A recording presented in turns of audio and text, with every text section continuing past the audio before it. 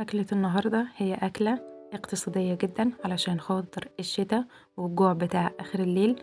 كمان أكلة كده بتسد معانا، يعني لو مفيش أي لحوم في نص الأسبوع آخر الأسبوع آخر الشهر هنلاقي معانا الأكلة دي جميلة جدا وبتدفي وكمان اقتصادية، وهي المكرونة، سواء سباكيتي أو مكرونة قلم، أي نوع عندك. يلا بينا نعرف طريقة تحضيرها وإزاي نعمل مكرونة سريعة جدا علشان خاطر الجوع السريع. أنا معايا هنا حوالي نص كيلو من الطماطم معصور، ومعايا نص كيلو من المكرونة، عندي نوعين، مكرونة اسباجيتي ومكرونة قلم، ممكن تستخدمي أي نوع عندك متاح من المكرونة. وكمان أنا هنا معايا معلقة كبيرة من الثوم المفروم، وكمان معايا معلقة كبيرة من البابريكا والملح وبهارات اللحمة، وكمان لو متاح معاكي فلفل اسود عايزة تضيفيه وبتحبي تضيفيه، ومعايا ورقة من اللوري، ومعايا كمان مرقة. طبعا ورق اللوري بيديني طعم جميل جدا مع الطشة بتاعة التوم أو الصلصة بتاعة التوم. طبعا أنا هنا هعملها سريعة مش بالبصل، عاملاها بالتوم.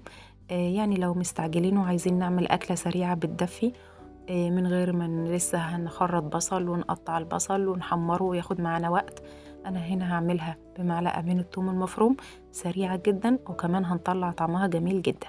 أول حاجة هضيف حوالي 4 معالق من الزيت كبار، بعد كده هضيف معلقة من الثوم المفروم، هقلبها وهنزل بعصير الطماطم.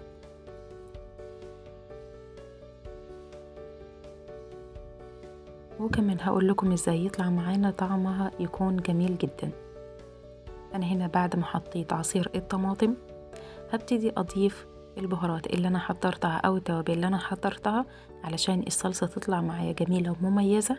وكمان ممكن نستخدم الصلصة دي في أي حاجة تانية مش شرط المكرونة، ليها كذا استخدام، لكن أنا هنا عملتها علشان خاطر أنا مستعجلة.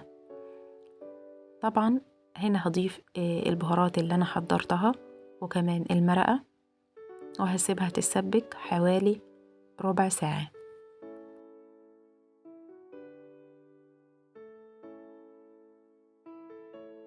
ولكن قبل ما اسيبها تتسبك هضيف حوالي ربع معلقة من السكر، ودي ضرورية جدا علشان الحموضة بتاعة الطماطم وكمان علشان خاطر طعم الثوم، ده اللي هيفرق معايا جدا في الصلصة دي، هيظبط معايا الطعم جدا.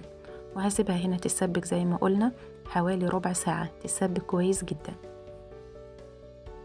وبكده الصلصة جاهزة معايا، يعني كده حاجة سريعة بتنقذنا، حاجة ما فيهاش يعني بالظبط كده مش هتاخدي ربع ساعة بالظبط وهتكون المكرونة جاهزة معاكي.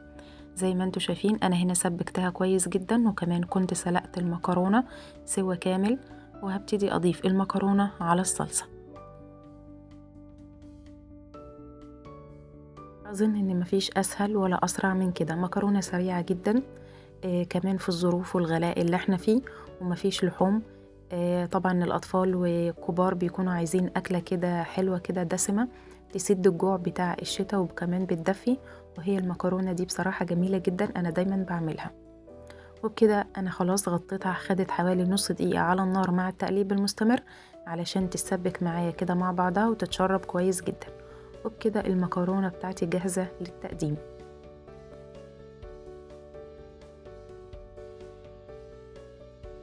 طبعا ممكن تقطعي جنبها شوية خضار، ممكن كمان لو الأطفال بيحبوها بالكاتشب تضيفي ليها كاتشب، أي إضافات كده جنبها، ممكن تقلي بطاطس، ممكن تعملي أي حاجة كده خفيفة جنبها هتسد معانا الجوع. أكلة جميلة جدا، أتمنى إن انتوا تجربوا المكرونة السريعة والوصفة دي. كمان لو حابينها سبايسي شوية ممكن تضيفوا لها الشطة أثناء تسوية الصلصة، ممكن كمان تضيفوا الشطة أثناء الأكل نفسه. أتمنى إن انتوا تجربوا المكرونة بالطريقة دي، سهلة وسريعة هتعجبكم جدا.